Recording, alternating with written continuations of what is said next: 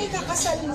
Oh gosh. Pero happy ka rin ba kay kay Kyla sa love life ni Kyla ngayon for Daniel Padilla? Alam mo, narating na sa puntong yan, nakakatanungin ka dyan. No? Hindi ko na pagandaan yun eh. Hindi ko iniisip na itatanong sa akin yun. Kaya hindi ko naman alam kung ano talaga. Bahala na sila. Malalaki na sila. Pinakilala na sa'yo? Pinakilala niya na sa'yo? Hindi na kailangan. Matagal ko na kilala si DJ. Hindi, Inaanak ko pa nga si DJ. Hindi, as boyfriend. As the jowa. Oo. Actually, hindi ko nga rin alam eh. Nakalimutan ko. Pinaalala sa akin. Hindi kami bibigyan ng regalo kay DJ. Oo, pinaalala lang sa akin ni Kyla. Si mga years ago, sabi niya, ay, ako ba siya? Kakaloka. Pero hindi, Jenny. Susundan As ko the yun. jowa, pinakilala na sa'yo yung gano'n. Hindi ko alam. Showbiz ha? Hindi ako prepared. Parang nasa out of the... Basta hayaan na lang natin sila. Pero Kaya yung tanong. Pero happy ka talaga for Kyla, di ba? Happy ako for all my pamangkin.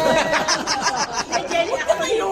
Ito ang tanong ko. Papagalian. Ito ang tanong ko kasi isa ka dito tinatanong about Chanel na Grey. Kasi coming from Too good to be true. Oo. Sa part ka nila. Siyempre, ano yung... Tsaka anak-anakan ko kasi si Correct. Kat. So, ano yung honest feeling mo na after fast forward, ay, ang pamangkin ko na pala at saka si... Hindi ko alam yan. Wala akong alam yan. Hindi lang, pero ikaw, ano yung honest feeling mo? Nung siyempre, nababalitaan mo naman, yung tingin sa akin, yung nababalitaan mo naman, Wala akong alam. yung bagay! Natawa ka sa... Alam mo, hindi ko naisip to.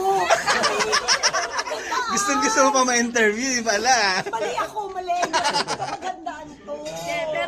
Pero kumbaga, ayun, bigyan mo lang kayo ng parang... Sa akin kung saan masaya ang mga Okay. batang ito, Okay. dun sila. Kung ano yung kaliligaya nila, dun sila. Pero So, Jenny, any advice for Kyla kasi siyempre, nababas siya din muna. siya eh. Dahil, alam mo, coming Ganyan from... talaga sa industry eh. Talagang when you're out there, that is one of the things you have to deal with, right? Because not everybody will like you.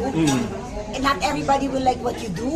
Not everybody will like your convictions. Basta, if you're true to yourself, maligaya ka, wala kang napaka, wala kang nasasaktan, yan ang importante. Siyempre, kilala mo si Kyla. Paano mo siya... Hindi niya gagawin ko. Ano yun? Hindi siya mananakit ng iba. Kasi ako unang mananakit sa kanya. Pero hindi, kumbaga, masasabi mo sa lahat na he's a good person. He's a very good girl, no? Kasi pag pamangkin ko siya, sasabihin ko mabait siya, no? She's a good girl. So Jenny, as tita ni boto ka kay DJ dahil kilala mo rin naman si DJ. Hindi ko alam yan. Hindi na magandaan. Grabe mag-deny ah.